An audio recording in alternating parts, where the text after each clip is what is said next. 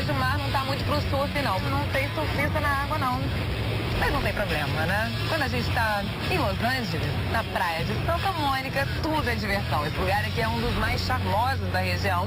E enquanto eu mostro pra vocês um pouco esse pier clássico daqui de Santa Mônica, vamos rodar a matéria que a gente gravou lá em San Clemente, que fica mais ao sul da Califórnia, na sede da Surfrider Foundation, que é uma organização não governamental que cuida do nosso ecossistema. Tem vários surfistas conhecidos, celebridades que são membros dessa ONG, que lutam para que a gente consiga manter a nossa praia limpa e perfeita para a prática do surf, para diversão. E depois a gente volta para cá para você conhecer melhor esse pier de Santa Mônica.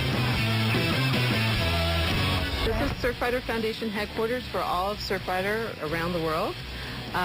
We moved here about 2 years ago and did a complete tear out and rebuild so we could be as energy and sustainable as possible. We received a gold certificate for LEED certification, which is Leadership in Energy and Environmental Design. Esse é o escritório do Jim Moriarty, ele que é um dos diretores executivos aqui do Surfrider Foundation aqui na Califórnia. I joined Surfrider Foundation because I'm a surfer. And if you're a surfer, you're in the water and you're aware of pollution. And that's really the best reason to get involved and be aware of what we do, whether it's beach access or pollution or something else. If you're on the beach, you should be with us. Do you think people are more aware of protecting the environment from the day you entered to today?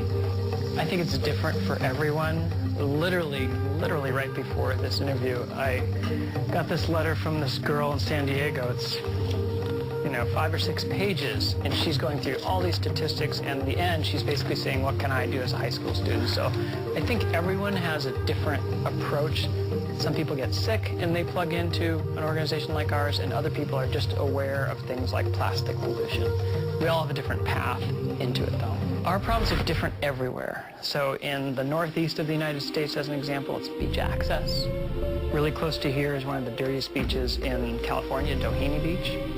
Also close to here is Trestles, which is where we protected a state park from having a road go through it. But in places like Japan, they're dealing with beach erosion. In Europe, they're dealing with education around the ecosystem. So it's kind of different everywhere. And in Brazil, they're doing a lot of sustainability of surf contests. So how can we, as users of the coastlines, how can we also protect them? How can we leave a good legacy? I think there's a couple things you can do. One thing is independent of Surfrider, and one thing is more dependent on Surfrider. The independent one is understand your life and your footprint. Something like a single-use plastic bag or a single-use plastic bottle. Just never, ever accept one again. And how does Surfrider Foundation act in the society? We empower individuals to make a difference. We are in local communities, and the work is all taking place in their local communities. We, as an organization, give them the tools and resources that they need to make a difference. E esse é o diretor de marketing aqui do Surfrider Foundation, o Matt McLean. Were you a skateboarder? I was, yeah. I grew up skateboarding here in Southern California, and we're lucky we have parks. There's a good one right up the street. So I think that, whether you're a skater or a surfer or a snowboarder or whatever, I think board sports kind of keep you young. So I think everybody around here certainly likes to do a lot of them. I actually got involved. I was originally a member. I grew up surfing here in California.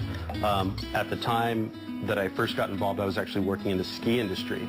And Surfrider Foundation had a film that they were producing called Sea to Summit.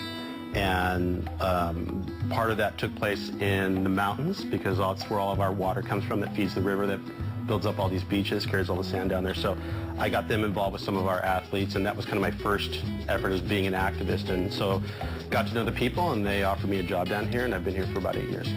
One of our greatest challenges is that unlike rainforest preservation, where we can show people clear-cut areas, when you go to the beach, a lot of times the water's blue, the sand is nice and warm and golden, but it doesn't really indicate that the water could be dirty or those waves are maybe imperiled. And so we don't have a lot of those images, so it's important that we talk about those things and the science behind them.